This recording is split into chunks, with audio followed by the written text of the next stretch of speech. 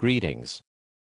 Today, I would like to talk about why governments often choose to inflate their currency, despite the risks of hyperinflation. There are three ways that governments can fund themselves. They are to tax, to borrow, or to inflate the amount of currency.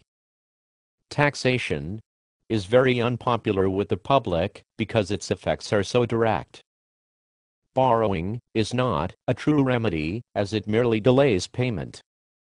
To some degree, governments can continue borrowing, but it is like a person using one credit card to pay off another card. This can only last so long. At some point, the government must either levy new taxes, begin inflating, or default. Inflation is an insidious way that governments can raise funds. It is effectively a tax on those holding money. Instead of paying money to the government, as with the case of a conventional tax, the government prints new money to spend. The value of this new money is siphoned off the value of the currency already in existence. This transfers wealth from the citizens to the government, or at least to those controlling the issuance of currency. This sordid tale has been retold many times. In medieval Europe, monarchs would clip coins. Clipping is a process whereby very thin shavings of metal are taken off the edges of many coins to produce a new one. Laws are then imposed, forcing people to accept the underweight coins at their face value. In ancient Rome, from the time of Nero and after, the precious metal content of the denarius steadily declined from being a nearly pure silver coin to one containing only 2%. Genghis Khan created what was to be the largest continuous empire in the world.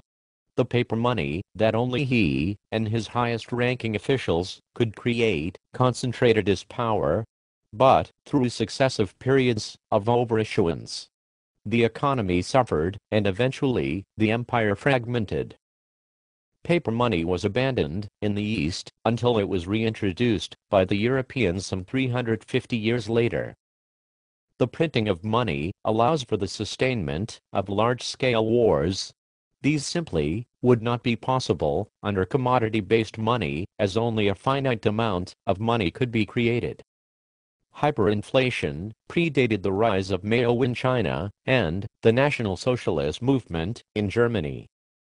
Greatly devalued currencies are associated with both the pre- and post-breakups of the Soviet Union and Yugoslavia. Time and time again, the masses suffer the theft of their wealth through a debasement of the money.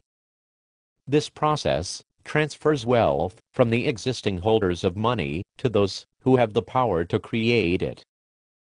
Prices begin to increase as the early recipients of this new money purchase greater amounts of goods.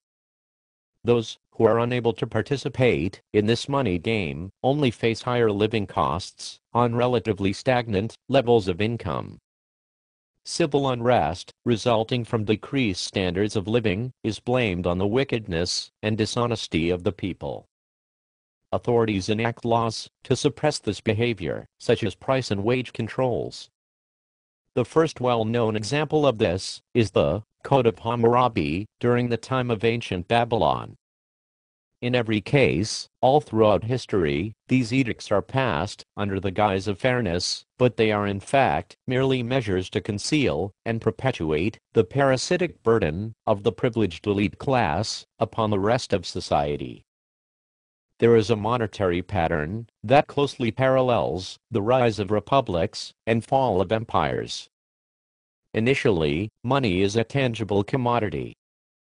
That commodity is then concentrated by those who issue paper receipts, merely representative of the underlying commodity. The reason for doing this is to lend out more in paper receipts than what can be legitimately backed. In modern parlance, this is referred to as fractional reserve banking. It permits banks to lend out a multiple compared to what they hold in the vault. This greatly leverages the amount of interest revenue that can be obtained. Occasionally, this leads to public panics when people rush en masse to cash in their paper receipts for something tangible once they realize the scheme for the fraud it actually is. We live amidst the most modern version of this story.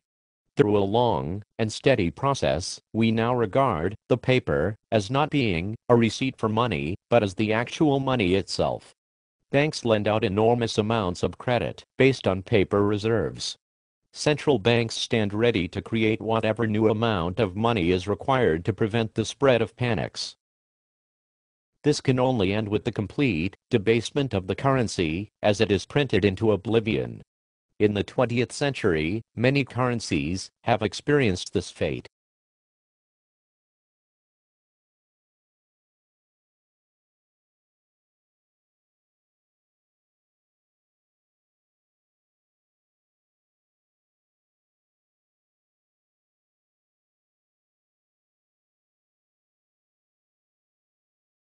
Hyperinflation is not a bizarre event without cause. It is the ultimate end state of policy involving the continual printing of currency.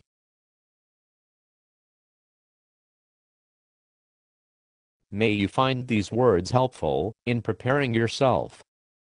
Thank you for watching.